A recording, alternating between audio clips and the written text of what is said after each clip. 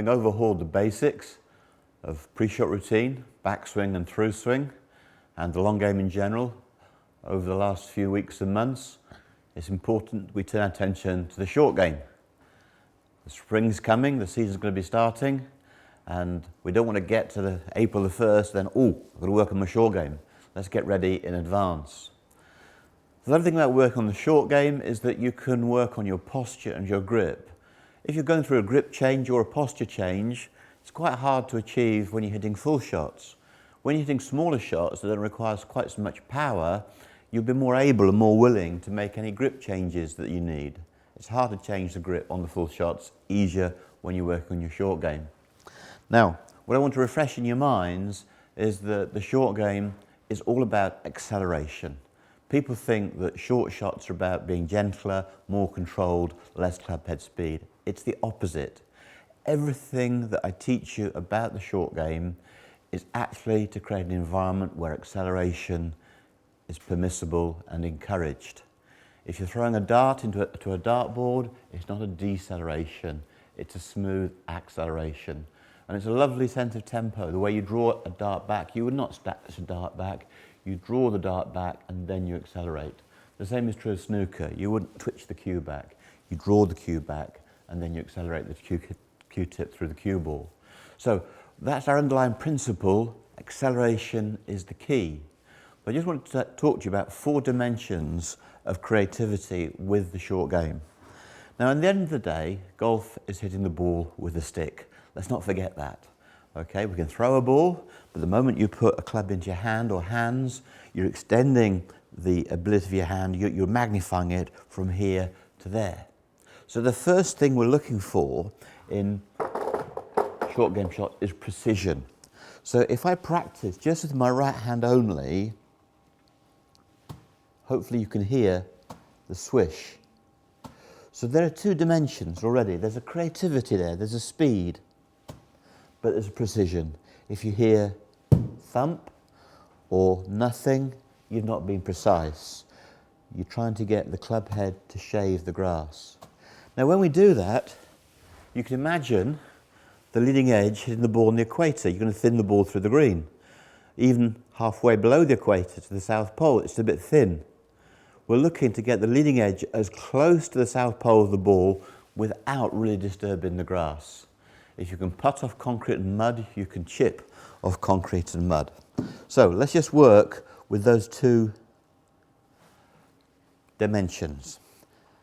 The swish, which is precision, and the sound is one of club head speed. So I'm just chipping one hand. The flag is on the red and white pole. It's 30 yards away. And we just see if we can create that sound.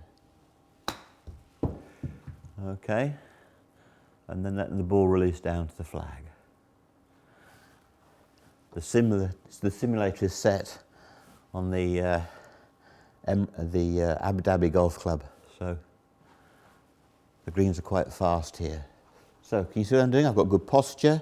I'm holding the club. I've pulled the club up my sleeve so that I'm holding the club at the bottom of the grip. I've got the leading edge between my feet, and I'm just controlling the speed of the club head with a bit of a swish. You see the ball just running down to the flag. When you're hitting chips from the fringe side, how often does the ball land on the fringe and then go to the green? It always comes up 2 or 3 feet short.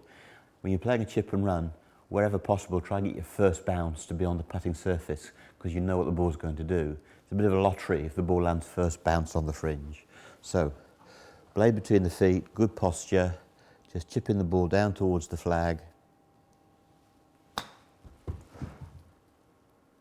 And again, not taking my own medicine, I didn't hit the ball quite hard enough. Let's see if we can get the ball a little bit closer. I think I was lucky there. Practice swings are so important. They just allow you to rehearse the shot. In tennis, you get a second serve. In golf, you get 1 shot now. But you can sort of use your practice swing as your first serve, like a little dress rehearsal. Okay.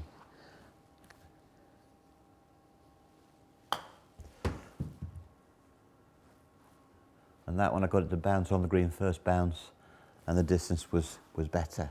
So there's the first two dimensions, speed or acceleration, followed by precision of strike. Okay, so I'm now going to go to use two hands, and it's the same mechanism. I want the blade between my feet, not the ball, the blade of the club. So here we go, little chip and run, 8 iron. And it just releases down towards the flag. So, what are the missing two dimensions? Well, we've got swish, and we've got precision, and we've got speed in that word swish.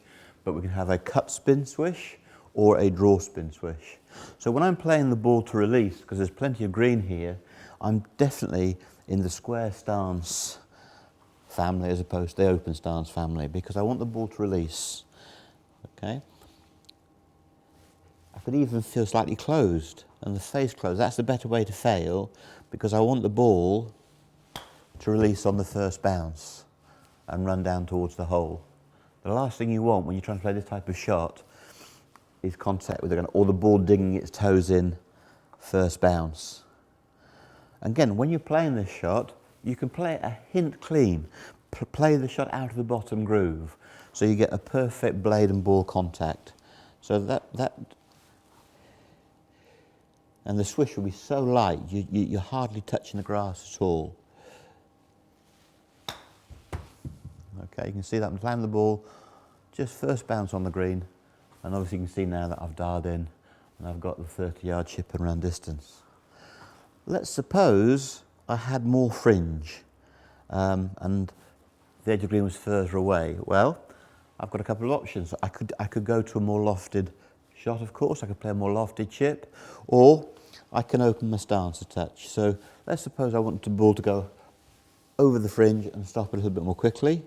I would go around the circle, and looking down along the line across my feet, I'm still checking that the leading edge is right between my toe line. Okay, so here we go. The blade is square, and I'm just slipping the club slightly across the ball. And you can hear the contact was a little different because I was out to in, slightly descending, and you can see the ball stopped a little bit more quickly for me as a result. I would always recommend you start off with the bog standard, then go around the circle and modify the blade. Okay, so the ball's going to fly a bit further, slightly out to in.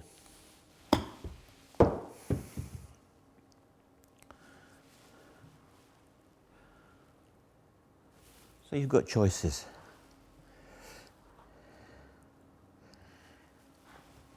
Let's imagine that the fringe is much closer. I just go to my pitching wedge, I go around the circle, I open the face and play a little bit of cut spin.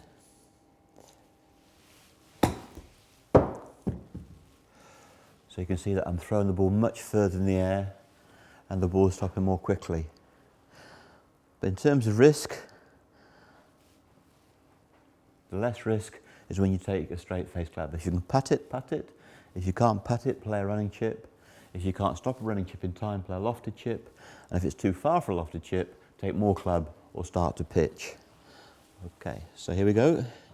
We've got acceleration, we've got swish, and we've got a backspin, cut spin dimension to it.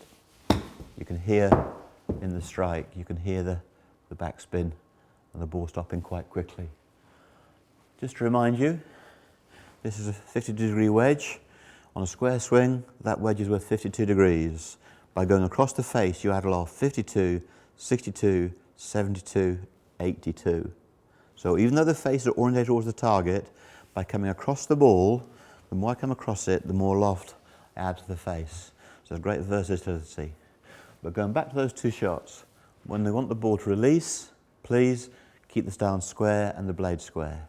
When you want to throw the ball up into the air, open the stance, and if you're going to make an error, have the blade a hint too open. So there you go.